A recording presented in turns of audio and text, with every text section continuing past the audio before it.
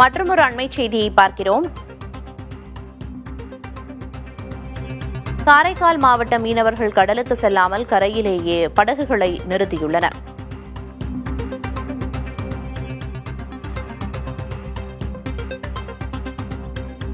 விவரங்களை வழங்குவதற்காக செய்தியாளர் அப்துல் அலீம் இணைப்பில் இருக்கிறார். கூடுதல் விவரம் என்ன அப்துல் அலீம்? வங்கக்கடலில் குறைந்த காற்றழுத்த தாழ்வு பகுதி நிலவி வருவதால் காரைக்கால் மாவட்டத்தில் உள்ள விசைப்படகு மற்றும் நாட்டுப்படகு மீனவர்கள் மறு அறிவிப்பு வரும் வரை இந்த கடலில் மீன்பிடிக்க செல்ல வேண்டாம் என நேற்று இந்த காரைக்கால் மாவட்ட மீன்வளத்துறை சார்பில் தெரிவிக்கப்பட்டது.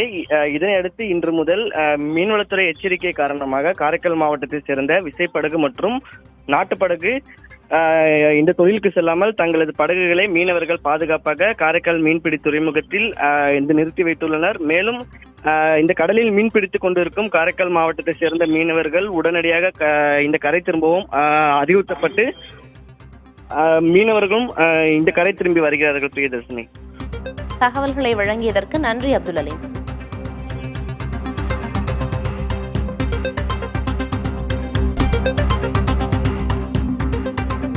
மற்றொரு அண்மை செய்தி. வங்கக்கடலில் மணிக்கு 55 கிலோமீட்டர் வேகத்தில் காற்று வீசக்கூடும் என வானிலை ஆய்வு மையம் எச்சரிக்கை விடுத்திருக்கிறது.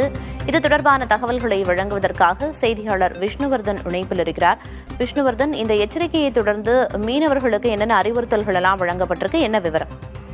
சென்னை வானிலை ஆய்வு மையம் அறிவுறுத்தன்படி 15-17 தேதி வரை தெற்கு தமிழக கடற்கரை, வட தமிழக கடற்கரையிலும், மன்னார் வளைகுடா மற்றும் அதனை ஒட்டிய குமரியன் பகுதிகளிலும் மணிக்கு 35 முதல் 45 கிலோமீட்டர் முதல் அதிகபட்சமாக 55 கிலோமீட்டர் வேகத்தில் காற்று வீசக்கூடும் என தெரிவித்திருக்காங்க. இதன் காரணமா நாகப்பட்டினம் மாவட்டத்தில் உள்ள மீன்பிடி விசைப்படகுகள் மற்றும் நாட்டு படகு மீனவர்கள் மறு அறிவிப்பு வர வரை கடலுக்கு செல்ல வேண்டாம் என நாகை மாவட்ட மீன்வளத்துறையை எச்சரிக்கை விடுத்தாங்க.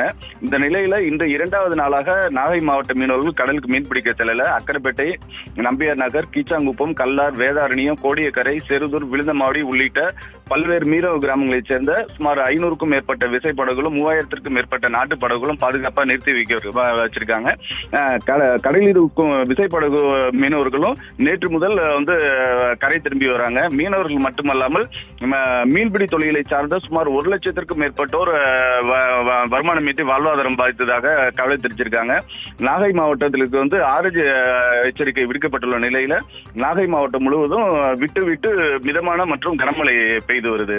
பிரியதர்ஷினி, விரிவான தகவல்களை வழங்கியதற்கு நன்றி விஷ்ணுவர்தன்.